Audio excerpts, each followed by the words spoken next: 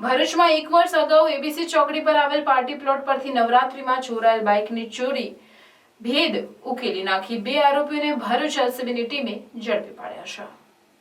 Bharuch local crime branch ટીમના PSI DA તુવર અને તેમની ટીમ ભરૂચ શહેરમાં પેટ્રોલિંગમાં હતી। તે સમય દરમિયાન માહિતી મળી હતી કે સુમિત વસાવા અને દેવેન્દ્ર ચુડાસમા નામના 2 ઇસમો કેટલાક સમયથી નંબર વગરની કેટીએમ કંપનીનું બાઇક લઈ ફરે છે અને હાલ આ બંને દૂધધારા ડેરીના ગેટ પાસે બાઇક લઈ ઉભેલા છે। મળેલી માહિતી અનુસાર પોલીસ ટીમ તાત્કાલિક સ્થળ પર પહોંચી બંને ઇસમોને નંબર પ્લેટ વગરની કેટીએમ બાઇક સાથે ઝડપી પાડ્યા હતા।